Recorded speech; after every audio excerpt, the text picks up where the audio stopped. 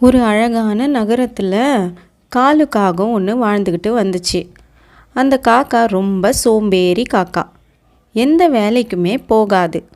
மற்ற பறவைகளை பார்த்து நையாண்டி நக்கல் செஞ்சுக்கிட்டு இருக்கிறது தான் அதோட வேலை. காலு காக்கா மற்றவங்கள எல்லாரையும் ஏமாற்றி உணவை திருடி சாப்பிட்றதே அதோட வேலை. ஒரு நாள் மரக்கிளையில் உட்காந்துக்கிட்டு, என்னடா இது, இன்னைக்கு ரொம்ப போர் அடிக்குது, யார் அன்னைக்கு நம்ம ஏமாற்றி சாப்பிட்லாம்? அப்போ அந்த பக்கமாக சோனுக்குருவி வந்துச்சு. என்ன சோனுக்குருவியாரே, ரொம்ப நாள் உங்களை ஆளையே காணாம எங்கே போயிருந்தீங்க? அதை ஏன் கேக்குறீங்க காலு? ஒரு வாரமா எனக்கு உடம்பு சரியில்லை, அதனால ஹாஸ்பிட்டல் போயிட்டு அட்மிட் ஆயிட்டு இருந்தேன். ஓ அப்படியா, என்னாச்சு? என்ன உடம்புக்கு? ஒரு வாரமா அங்க என்ன ராணி மாதிரி பாத்துக்கிட்டாங்க. காலையில எழுந்த உடனே டீ, மத்தியானம் சாம்பார் சாதம், நைட்டு தோசை, மாத்திரை மருந்தெல்லாம் கொடுத்து 1 மணி நேரத்துக்கு ஒரு வாட்டி வந்து கனிவா கவனிச்சுட்டு போவாங்க. அதனால நான் சீக்கிரம் குணமாக்கிட்டேன். ஆஹா, பரவாயில்லையே.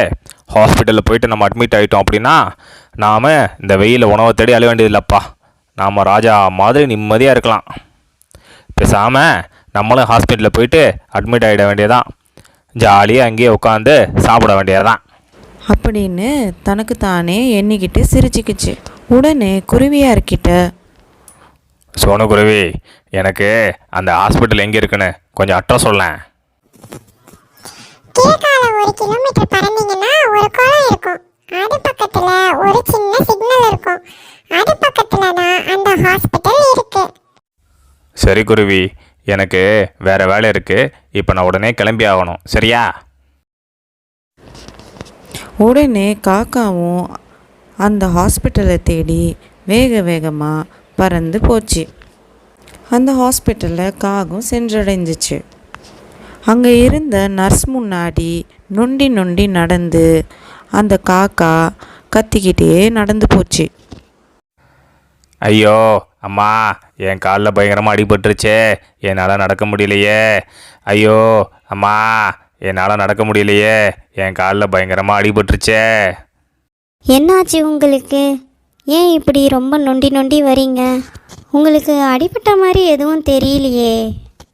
நீங்களாம் என்ன தான் நசுக்க பிடிச்சிங்களோ, இங்கே பாருங்கள் எனக்கு எவ்வளோ பெரிய அடிபட்டுருக்குன்னு. போயிட்டு உங்களோட பெரிய டாக்டர் வர சொல்லுங்கள் அப்படின்னு கோவத்தோட அந்த காக்கா சொல்லி சலிச்சுக்கிச்சு. டாக்டர் சார், ஒரு காக்கா அதோட கால் உடஞ்சிருச்சுன்னு சொல்லி வந்திருக்கு. ஆனால் அது மேலே எனக்கு சந்தேகமாக இருக்குது. நீங்கள் சீக்கிரமாக வாங்க டாக்டர். சரி வாங்க நர்ஸ், நம்ம என்னன்னு போயிட்டு பார்க்கலாம் அப்படின்னு சொல்லிட்டு அந்த காலு காக்காவை சோதிச்சு பார்த்தாரு டாக்டர். காக்கா போய் சொல்கிறத அந்த டாக்டர் உறுதி செஞ்சார். உங்களுக்கு என்ன ஆச்சு? எனக்கு கால் வலி, என்னால் சரியாக பறக்க முடியல. ஒரு வாரம் இங்கேருந்து ரெஸ்ட் எடுத்தேன்னா எனக்கு என்னோடய கால் வலி சரியாக போகும்னு நினைக்கிறேன். இந்த காக்கா ஏதோ ஒரு பிளானோட தான் இங்கே வந்திருக்கு. அது என்னன்னு கண்டுபிடிக்கணும். காக்காக்கு உடனே அட்மிஷன் போட்டு அங்கே தங்க வச்சாங்க. எல்லா பேஷண்ட்டுக்குமே இட்லியை காலை உணவாக கொடுத்தாங்க அந்த ஹாஸ்பிட்டலில். ஆஹா, என்ன ருசி என்ன ருசி! இது மாதிரி ஒரு பஞ்சு போல் இட்லியை நான் சாப்பிட்டதே இல்லை. இந்த குருவி சொன்னது உண்மைதான். இந்த இட்லியை சாப்பிட்டு முடித்ததும் நாம் கொஞ்ச நேரம் ஓய்வெடுக்கலாம். அந்த இட்லியை சாப்பிட்டு முடித்ததும் காலுக்கு இன்னும் கொஞ்சம் சாப்பிடணுன்னு ரொம்ப ஆசை வந்துடுச்சு. அப்போது காலு பக்கத்து பெட்டில் இருந்த சிட்டுக்குருவியோட இட்லியை நைஸாக திருடி சாப்பிட்ருச்சு. அஜிச்சோ, என்னோட சாப்பாட்டை காணுமே காணுமே, யார் எடுத்தானே தெரியலையே, என்னோட சாப்பாடு எல்லாரும் யாரும் எடுத்து சாப்பிட்டுட்டாங்களே அப்படின்னு கத்தி எல்லாரையும் கூப்பிட்டுச்சு. அந்த காலு காக்கா திருடி சாப்பிட்ட களைப்பில் ஜாலியாக தூங்கிட்டு இருந்துச்சு. மதியம் இதே மாதிரி எல்லாருக்கும் சாம்பார் சாதமும் வடையும் வச்சாங்க. காலு இதே மாதிரி அதோட சாப்பாடை சாப்பிட்டுட்டு பக்கத்தில் புறாக்கு வச்சிருந்த சாப்பாட்டை திருடி சாப்பிட்ருச்சு. எல்லாருக்கும் இந்த காலு தான் இதுக்கு காரணம்னு டாக்டர்கிட்ட போயிட்டு சொன்னாங்க. டாக்டரும், எனக்கு ஏற்கனவே இந்த காக்கா ஏதோ ஃப்ராடு வேலை பார்க்க வந்திருக்குன்னு எனக்கு தெரியும். இதுதான் இங்கே திருடி சாப்பிட வந்திருக்கு. எல்லாருக்கும் கஷ்டம் கொடுக்குது.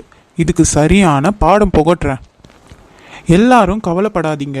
இன்னைக்கு நைட்டு எல்லாருக்கும் ஸ்பெஷல் டின்னர் இருக்கு. இன்னைக்கு நைட்டு எல்லாருக்கும் சமோசா கொடுக்க போறோம். அதனால எல்லாருமே வெயிட் பண்ணுங்க. ஆஹா, சமோசாவா? நம்ம எல்லாரையும் ஏமாத்தி எல்லா சமோசாவையும் ஆட்டைய போட வேண்டியதுதான். காலு காக்கா, உங்க கால் இப்போ எப்படி இருக்கு?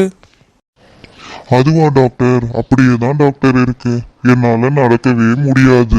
அப்போ உங்களுக்கு 2 இன்ஜெக்ஷன் போடுறேன். இன்ஜெக்ஷன் ஏதோ சாப்பிட்ற பொருள்னு நினச்சி, ஓகே டாக்டர் எனக்கு கொடுங்க, நான் சமோசா வர்றதுக்கு முன்னாடியே சாப்பிட்றேன்னு சொல்லிடுச்சு.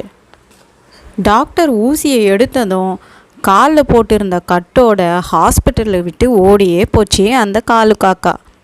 டாக்டர் மற்றவங்க எல்லாரும் விழுந்து விழுந்து சிரித்தாங்க. இந்த கதை உங்களுக்கு பிடிச்சிருந்ததுன்னா லைக் பண்ணுங்க, ஷேர் பண்ணுங்க, சப்ஸ்கிரைப் பண்ணுங்க.